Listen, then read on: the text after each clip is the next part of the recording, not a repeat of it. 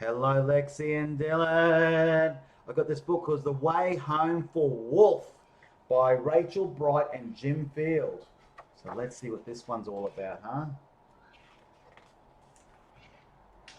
As a rainbow of lights flickered soft in the night, dusting diamonds of ice in a desert of white, the wild whipping wind whistled its tune to a howling of wolves and a shivering moon. And the loudest aroo in this echoing song was a wolf calling wolf at the heart of the throng. He loved to be fierce and longed to be grown.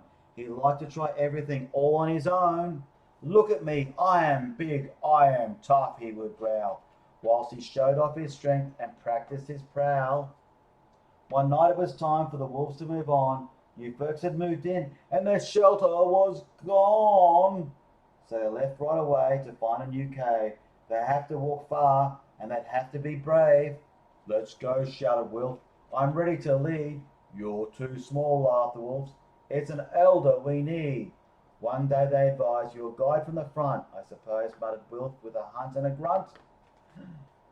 They struggled through snow as high as their flanks and leapt over rocks as they scaled ice banks. Wolf gave his all to keep up pace and keep up, but strong-willed as he was still just a pup. He kept dropping back with each clamor and climb, as the pack journeyed further away all the time. Exhausted and breathless, he strayed off the track when a blizzard blew in, and he lost his way back. Wolf longed to howl help and to holler it loud, but his throat was too hoarse and his heart was too proud. He lay on the tundra, his tail curled up tight.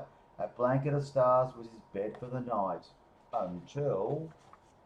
crack went the ice, crack and creak. Wolf jumped to all fours with a deafening shriek. He stuck out the claws on every limb. He had to hold on because wolflings can't swim. Then he fell and he fell, rolling and spinning. It felt like the end, but was just the beginning. Since somebody down there had heard his scream, and she swooped from beneath like a watery dream. I'll help you, she called. Just reach for my horn. A majestic and magical sea unicorn. Wolf's pride washed away, and he stretched out a paw as she lifted him gently back onto the shore. Don't worry, she sung before dipping her brows. My friend Mr. Walrus will help you out now. And right behind him, a huge tusky fellow lifted his whiskers and let out a bellow. To the ridge, he proclaimed with his chin in the air. My friend Musk Ox will take you from there. And with waftings of fish and very loud snort, their journey was made and their travel seemed short. And there, sure enough, on the ridge was the ox, who took Wolf as far as his friend, Arctic Fox, who followed his nose through the trees, to a goose, who guided him honking, to this ancient moose.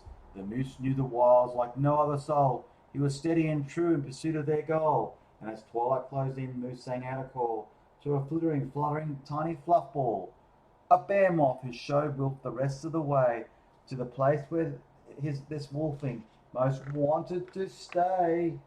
Thank you, Wolf waved as he rejoined his pack, and the wolves howled with joy that their wolfling was back. They huddled him in and cuddled him close, and fussed over which wolf had missed him the most. Wolfie knew then that all came together. The darkest of times are easy to weather. So he bowed to the narwhal, ox, walrus, and goose, and vowed to the fox and the moth and the moose, if I ever meet one of the two straight off their track, I'll help them along by guiding them back. And true to his world, Wolf is different now, and his world seems much smaller and warmer somehow. Since wherever life takes you, wherever you roam, we're all just a handful of friendships from home. I hope you get to come home someday, babies, and I come to make home with you. I miss you, babies. Sweet dreams. Love you. See you next time. Bye-bye.